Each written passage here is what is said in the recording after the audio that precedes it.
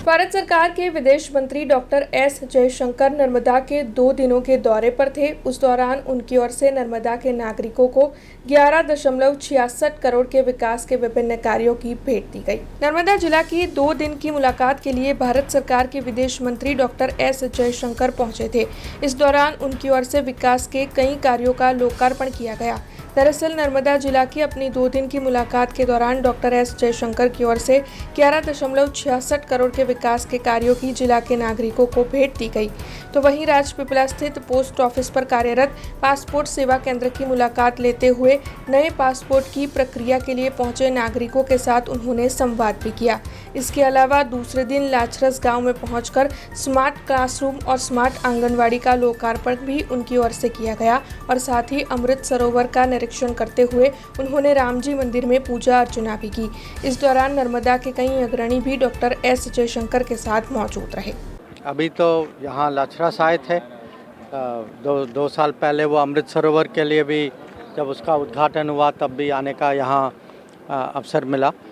आज तो वो स्मार्ट क्लासरूम जो है उसका उद्घाटन हुआ, बच्चों को देखा कैसे उसका प्रयोग करते हैं और ये अच्छी बात है क्योंकि जो टीचर ने मुझे बताया ये मोबाइल का युग है, तो बच्चे जो हैं सब बच्चे जो हैं मोबाइल से उनके लिए तो इतना आसान है।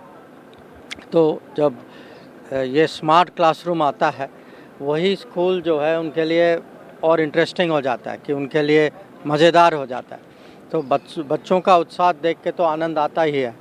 उसके पहले कुछ समय के लिए मैं हमारा जो PSK जो था पासपोर्ट सेवा केंद्र, जब मैं 6 साल पहले जब मंत्री बना था उस समय जब मैं पहली बार नर्मदा जिला आया तो यहाँ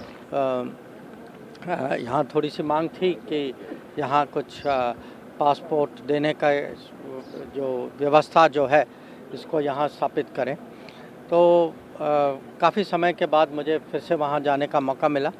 तो वहाँ ठीक चल रहा है। दिन में वो कह रहे थे कि करीब 30-40 अपॉइंटमेंट होते हैं। तो यहाँ पब्लिक की सुविधा जो है पासपोर्ट के विषय में कम से कम तो बढ़ गई है। तो उनका लगता है कि विदेश मंत्री कुछ तो उनका कर रहे हैं यहाँ। और फिर मैं वहाँ वो छोटूबाई पुरानी स्कूल वो कॉम्प्लेक्स भी गया था।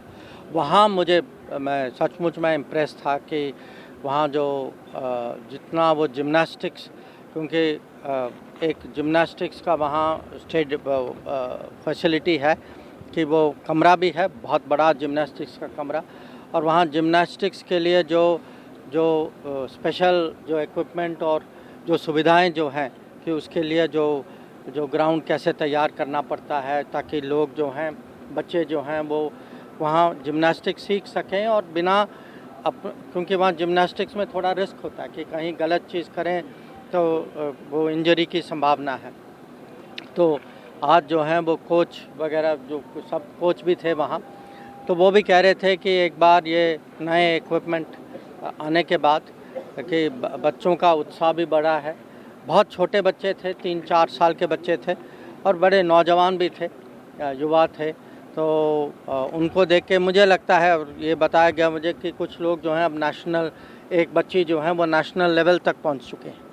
तो आगे मुझे पूरा विश्वास है कि यहाँ से कोई इंटरनेशनल लेवल तक ज़रूर पहुँचेगा। हमसे जुड़े रहने के लिए हमारे YouTube चैनल को सब्सक्राइब करें और नई वीडियो की नोटिफिकेशन के लिए बेल आइकॉन को दबाएं।